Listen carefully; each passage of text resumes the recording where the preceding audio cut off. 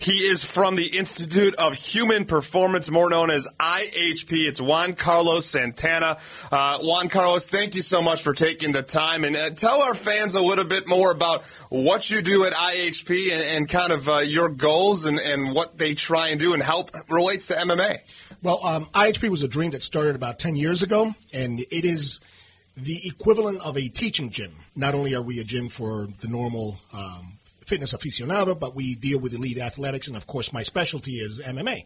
But we also serve as a continuing education provider for personal trainers, for strength coaches, and we're an R&D headquarters for many of the top equipment companies in the world. So it's an international landmark, and I'm very proud of it. And right now it is hot to trot with fighters, man. We got fighters, and in my opinion, the fighters is what gives IHP that edge. Even when we train our housewives, we train them with that fighting edge. All our housewives push cars, flip tires, swing hammers. And where does that come from? That comes from the fighters. And I think you're noticing now, too, J-Mart, that training or fitness has evolved. You know, MMA, you don't have to just do it because you want to be a fighter, you want to get to the UFC, but you can do it just to stay in shape. And IHP is certainly one of those, places that you can do that. More information about it, IHPfit.com. You mentioned some of the fighters. Talk about your relationship with Thiago Alves. He used you for his last fight. He looked impressive. Has had some problems with weight cut of late, but he didn't have any problems in his last performance. No, well, Thiago, as people know him, Pitbull. I was his first strength and conditioning coach when he came to the United States, when he was brand new, 19 years old, coming into the American top team. So he trained at IHP under my guidance for 3 years. And, of course, he had excellent outcomes. And then he went and did some training with other strength and conditioning professionals, and he had some success, and he had some failures there as well. But now the key thing is that after 2 fights with GSP and Fitch, where he didn't make weight, a lot of people wondered where his head was at.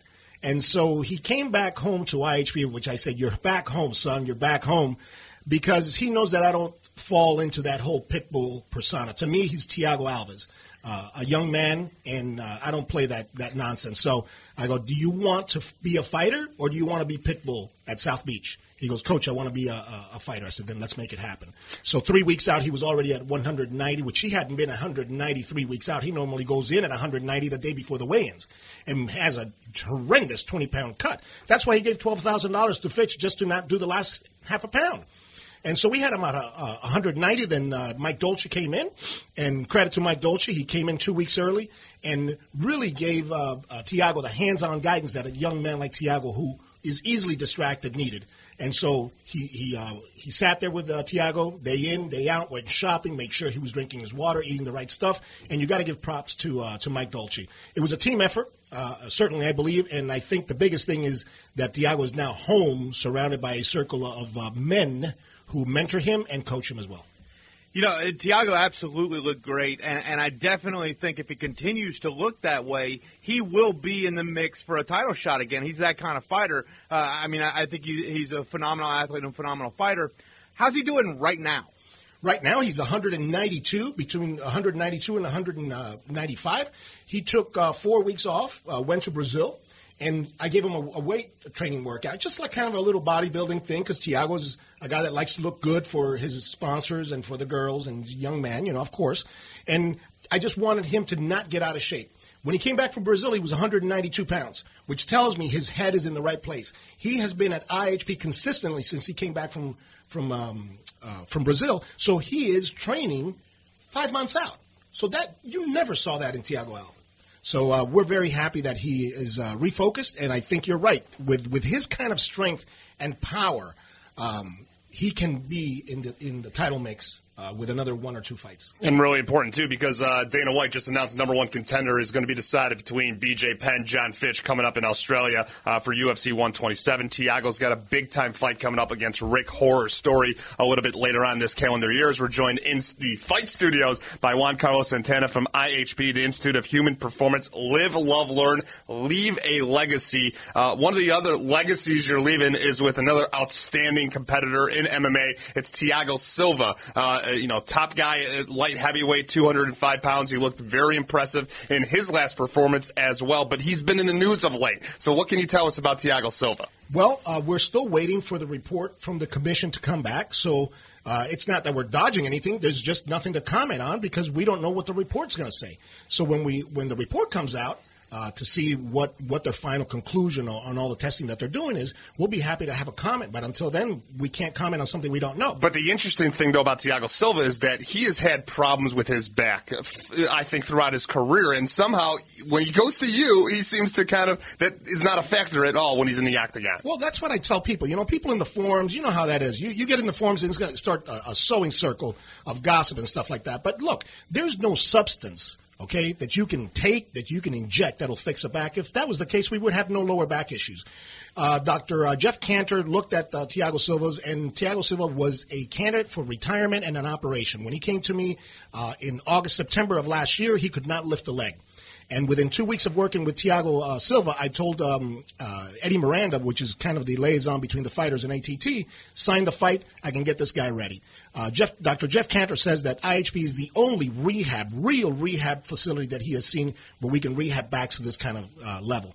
So we did excellent training with Thiago Silva, and he came to fight, man. He came to train. He was there. I'm not kidding you. Sometimes an hour early to warm up. An hour early. Brazilian time is normally an hour late.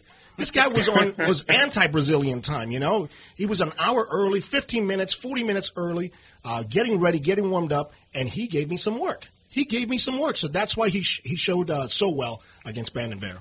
Yeah, Thiago Silva, he looked like an animal, man. He looked like just a great fighter. But do you have any sort of timetable when we know? I mean, that fight was a while ago now. Do you know when we'll know something? And when do you expect that we'll get to see Thiago Silva again? Because I want to.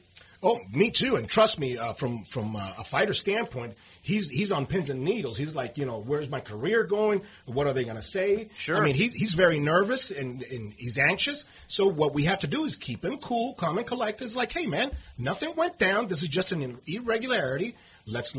Don't sabotage yourself with what ifs. Let's let the commission do their thing. Let's let the truth be known. And everything will be all right. I'm confident that everything will be all right. No matter what the outcome is, everything will be all right. He's a young man. He's willing to work. So we're training right now. We're training right this minute. Well, and throughout how did you help his back? I mean, that's a tough thing to deal with. Yeah, especially with the lateral herniation that he had. We at IHP are ahead of the industry by easily 10 years. For example, you have a tight lower back or you have lower back issues, the first thing they want to do is stretch the lower back. And that's the last thing you do with a bad lower back. So we didn't stretch the lower back. The key to rehabbing a back situation is to create the most rigid column that you can create around the spinal cord. And that is not done with flexibility training or movement. That is done with rigidity.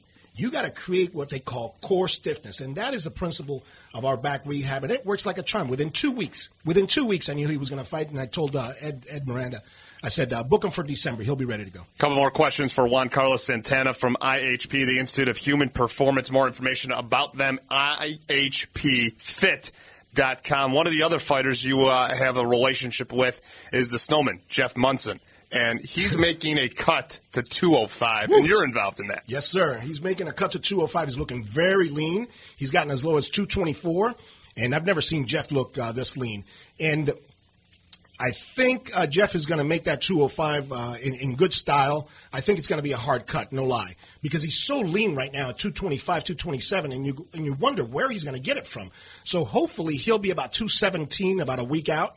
And at that point in time, I think we can make that last 17-pound cut. He hasn't fought in 205, I think, since what? He was in fourth grade or something like that? So he's a big dude. So we're working on him, and his work ethic is phenomenal. Juan Carlos, just so people sort of get a feel for what you look like, you sort of had, to me, you have a feel of a sort of a beefed-up Thiago Alves. That's sort of the look. I just want people to have a feel in their minds of sort of what you look like. And I ask all the fighters this, and I want to know your opinion. Who in the world of mixed martial arts or otherwise would you most like to punch in the face? Otherwise, The guy who called me a not so nice name today when I passed him with my truck and I was at a red light, I had a cyclist come up to me and call me a very, very nasty name, and I would have loved to have punched him in the face. But in spite of my appearance and I've been a combat athlete. I've got over 300 combat matches under my belt, and I'm 50. I'm going to be 52 now in June. So in spite of my appearance, I'm really, really not a violent guy at all. So if you get me on a couple of shots of tequila, I'll forgive anybody and hug everybody. I'm like the nicest guy you'll ever meet. So punching somebody in the face is kind of like, I don't know. Okay, well, we got the cyclist, though. But that cyclist, I'm telling you right now, that cyclist about 20 minutes ago, I was there, brother. I was there. Juan Carlos, you guys are located in Boca Raton, Florida, 1950 Northwest Boca Raton Boulevard. All right, so, you got all these gyms. You got all these things that people can go to and work out at. Why am I coming to IHP? Number one, you're not going to see our environment, both in terms of equipment layout, but more importantly, the spiritual environment. You're not going to find that anywhere. We have, because we do the research and development and we design the JC line of accessories and equipment, we're at the cutting edge. We have stuff that won't hit the market for 5 years. So if you're looking at just bells and whistles, nobody is going to outdo us because we have the latest bells and whistles because we're research and developing them with companies like Technogym, Free Motion, VersaClimber, etc. All of the trainers at IHP are 4-year degree trainers. So you're not going to find that just about anywhere. All of them are certified with the NSCA. They have our in-house certification with IHP personal trainer, and all of them that work with fighters have my certification, which is the MMA strength and conditioning coach certification. So in terms of qualifications for trainers, plus the bells and whistles and the layout, you're not going to find any other place. Forget it.